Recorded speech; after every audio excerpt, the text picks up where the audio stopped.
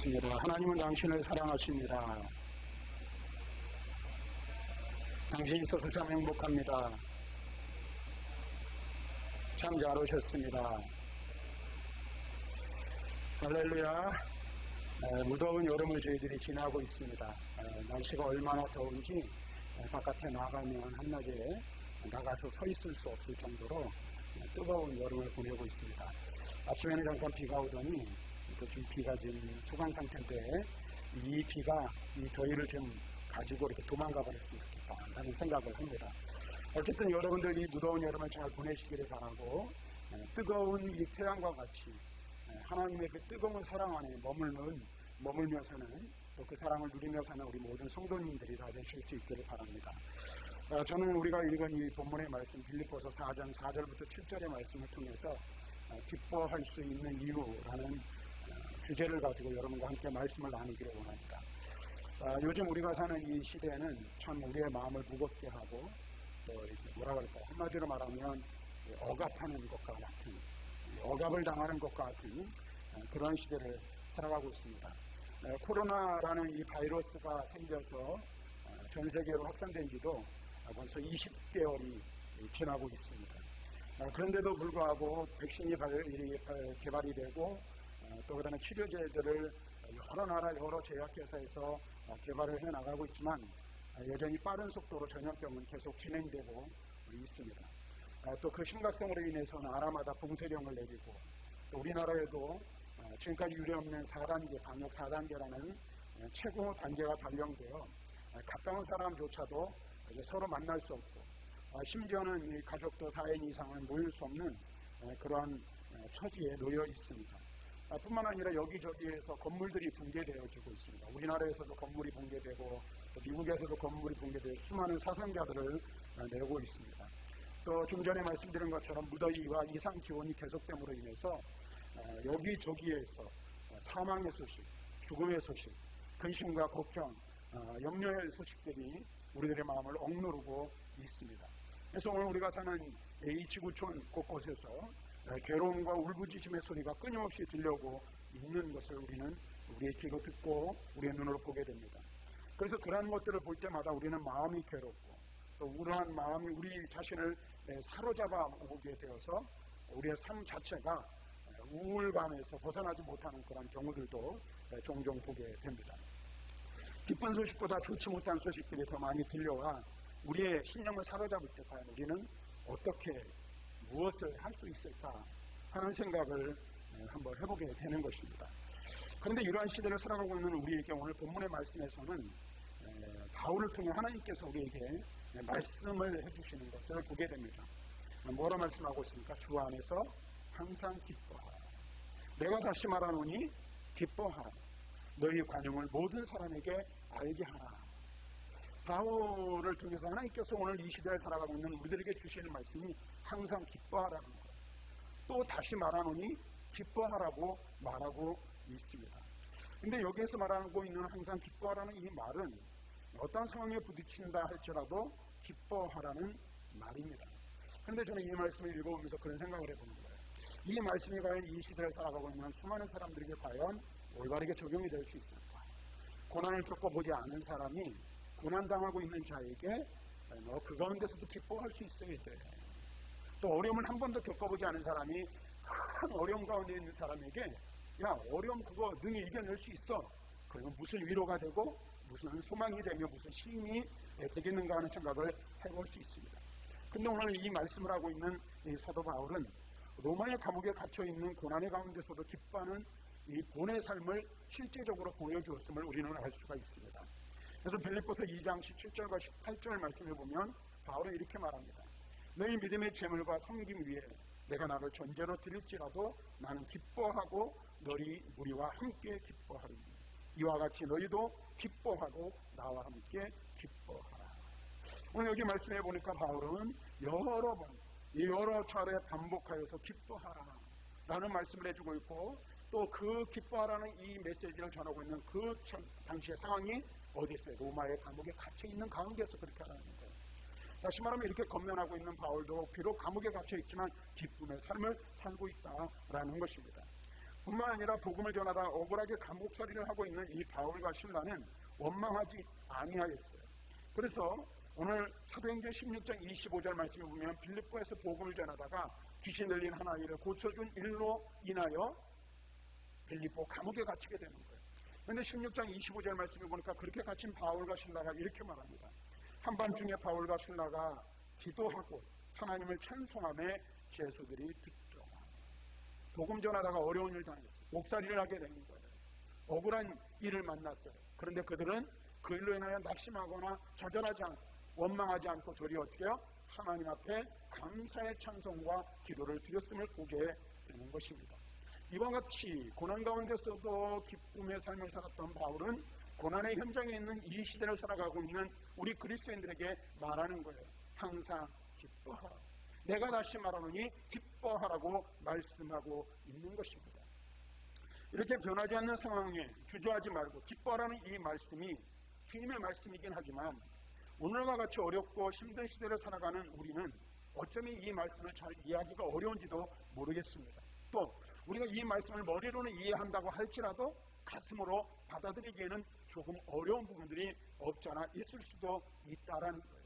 왜 그렇습니까? 힘들고 어려운데, 괴로운데, 고난은 끝나지 않고 계속되어지는데 한번 힘을 내서 일어나 보려고 하고 한번 힘을 내어서 견뎌보려고 하지만은 오히려 더 큰 고난, 더 큰 어려움들이 우리들을 엄습해 올 때에 과연 우리가 어떻게 기뻐할 수 있을까? 나 혼자 살아가기에도 여유가 전혀 없고 힘든데 어떻게 너희 간용을 모든 사람에게 보이라고 말하는 이 바울의 말처럼 다른 사람들을 돌아보고 다른 사람들을 섬기는 삶을 살 수 있을까 하는 것입니다. 참 힘들죠. 어려운죠. 나 혼자 살기도 힘든데 어떻게 다른 사람을 돌아보는 삶을 살 수 있는가? 이것이 어떻게 가능한가 하는 것입니다.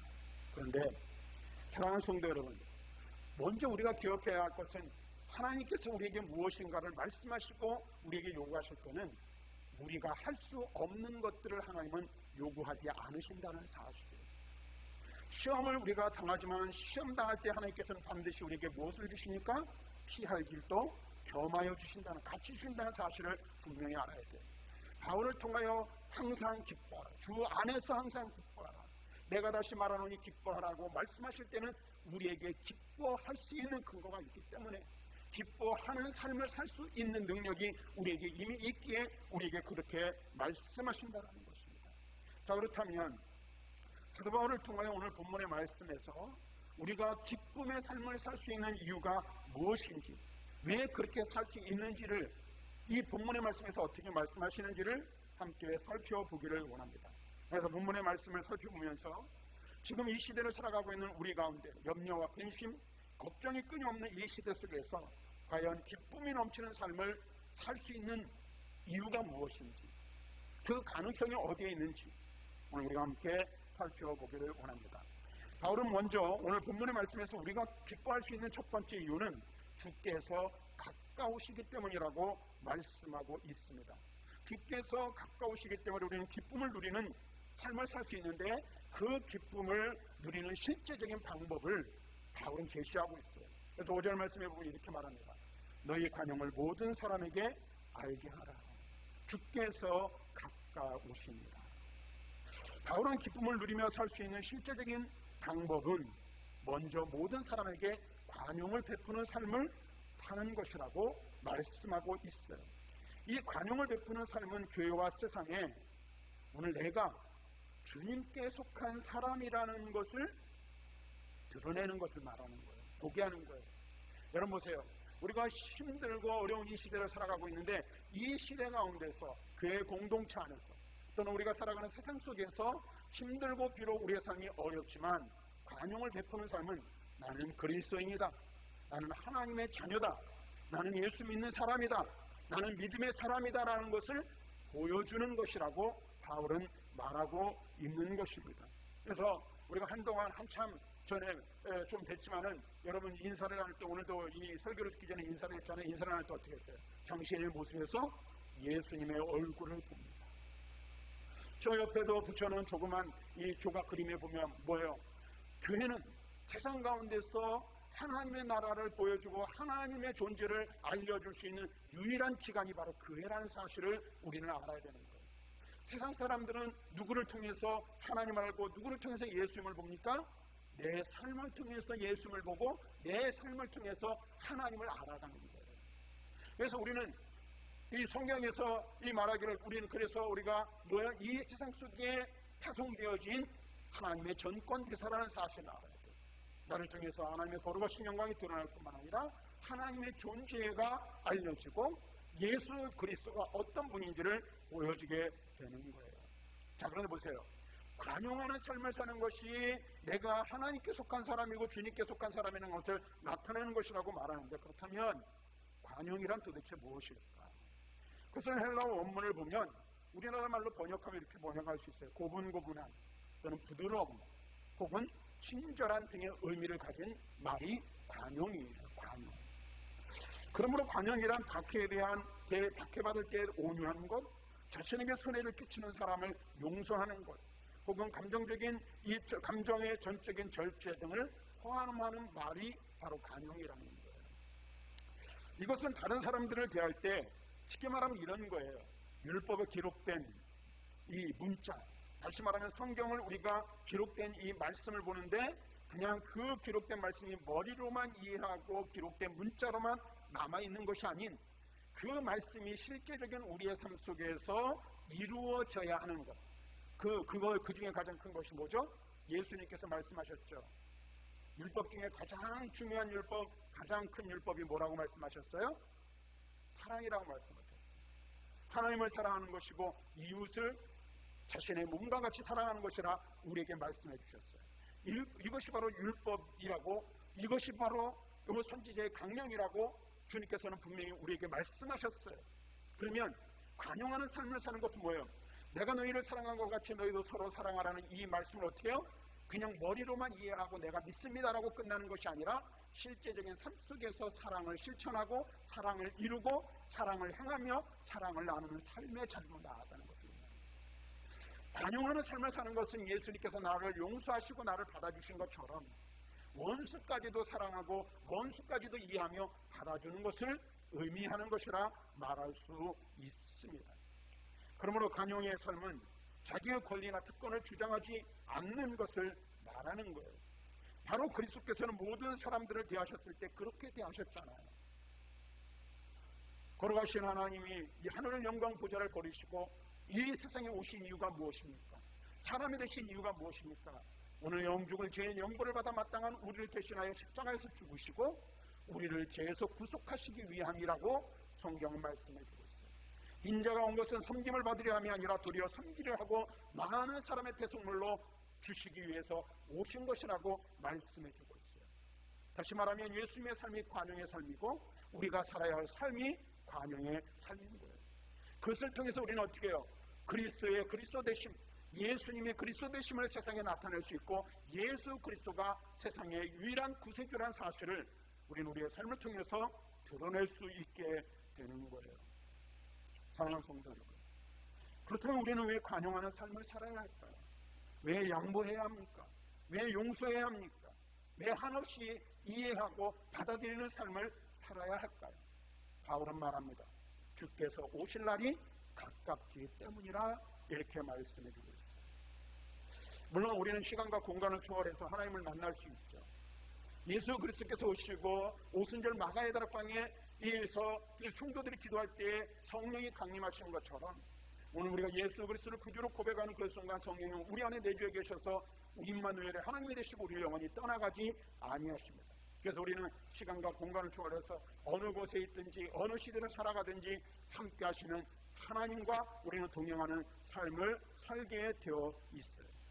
우리와 함께 하시는 그 주님께서는 우리의 삶을 보실 뿐만 아니라 우리의 모든 것을 아셔서 모든 필요를 채우시고 우리가 걸어가는 모든 길을 인도하여 주시는 줄로 믿습니다. 그런데 이 말은 우리와 언제나 함께 하시겠다, 가까이 계신다는 그런 의미도 되지만 또 다른 의미는 무엇입니까? 그분은 곧 오신다는 거예요. 구름 타고 올라가신 것, 그것을 본 그대로 다시 오시겠다는 그 주님이 다시 오실 날이 가까워졌다라는 말씀을 해주고 있는 거예요. 시간상의 의미를 이야기하는 것이죠. 다시 말합니다. 주님은 곧 오실 것입니다. 그때 우리는 세상을 닮지 않고 그리스도를 따라 그리스도를 닮은 삶에 대하여 상급을 받게 될 것이라는 사실을 우리는 깨닫게 되는 거예요. 이 말씀을. 우리가 왜 이해합니까? 우리가 왜 양보해야 되고 왜 용서해야 됩니까? 왜 다른 사람에게 선을 베풀고 사랑으로 행해야 합니까? 주께서 오실 날이 가깝기 때문이며 주님이 오실 그날 우리의 삶의 열매를 보시고 주님께서는 우리에게 상급을 베푸시기 때문입니다. 이 세상의 것에 그래서 우리는 연연한 삶을 사는 자들이 아니라는 사실을 분명하게 알아야 돼요. 우리가 예수 그리스도를 구주로 고백하고 그리스도를 구주로 영접한 삶을 산다면 우리는 하늘의 소망을 품고 살아가는 자들인 것입니다. 그러므로 우리는 잠시 있다가 없어질 이 세상의 것들에 마음을 빼앗기지 않고 거기에 마음을 두지 않는 삶을 살아야 합니다.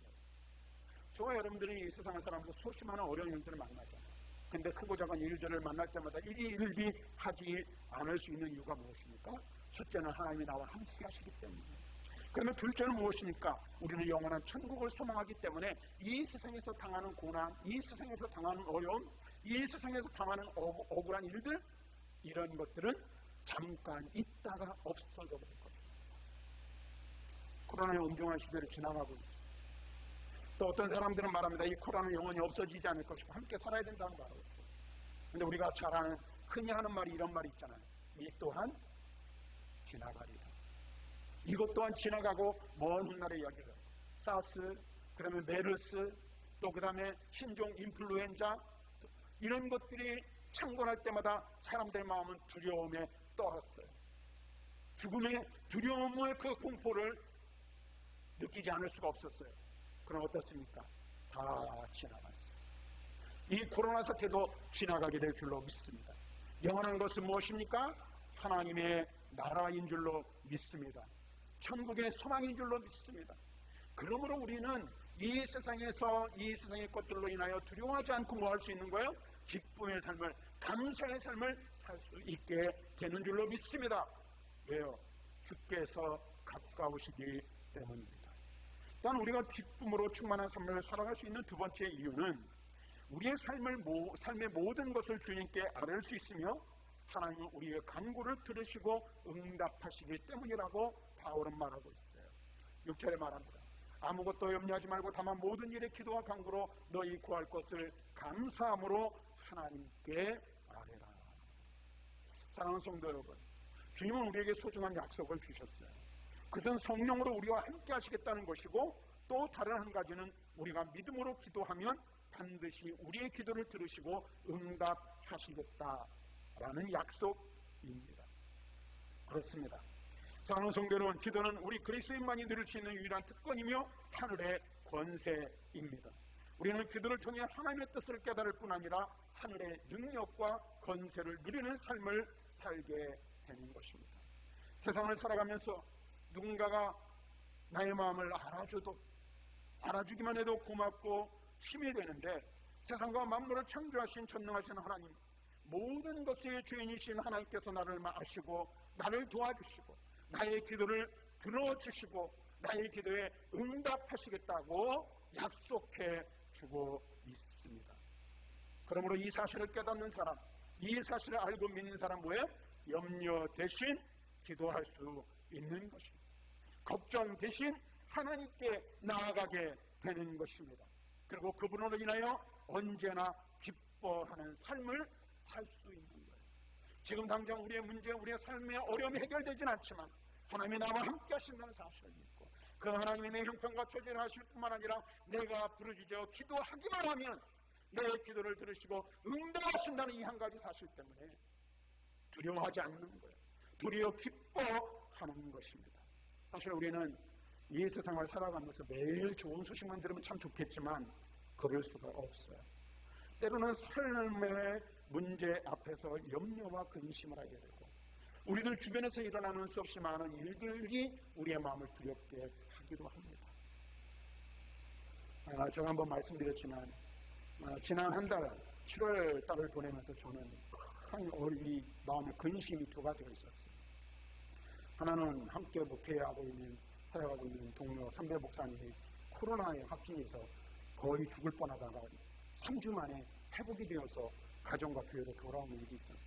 가까이 계신 분이 그런 일들을 당했을 때 제 마음이 참 얼마나 충격을 받아야 되는데, 그것도 그냥 코로나에 걸린 것이 아니라 주일날 쓰러지셔가지고 혼수 상태에 있어서 6일 동안 혼수 상태에 있어서 병원에서도 다 죽을 것이라고 예상을 했어요. 그런데 며칠 전에는 우리 대학교 친구가 50대 중후반 이제 중후반을 위해서 달려가고 있는데 한 1년여 전에 전립선 암에 걸리더니 세상을 지난주에 등재했어요. 이 세상을 떠나는 것은 순서가 있지 않다는 거예요. 또 우리가 어떤 일들을 만날지 아무도 알 수가 없어요. 그래서 우리의 일상적인 삶 속에서 일어나는 수없이 많은 일들이 우리의 마음을 근심스럽게 하기도 하고 우리의 마음의 두려움을 가져다 주기도 한다라는 거예요. 그런데 성경은 우리에게 말해요. 어떠한 삶의 문제 앞에서도 염려해서는 안 된다. 왜냐하면 하나님이 나와 함께 하시고 나의 기도를 들으시고 응답하시기 때문이라고 말씀하십니다. 우리를 고난 가운데서 건지시고 이기게 하시는 분이 함께 하시는 주님이라고 말씀하고 있어요.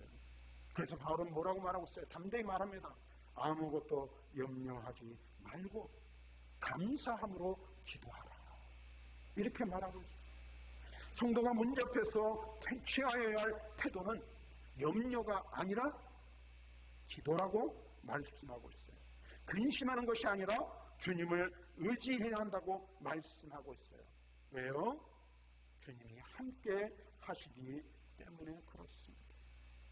요한복음 14장 1절에서 예수님께서 말씀하십니다. 너희는 마음에 근심하지 말라. 하나님을 믿으니 또 나를 믿으라. 사랑하는 성도 여러분, 우리가 왜 주님을 의지해야 합니까? 왜 주님을 바라보아야 합니까?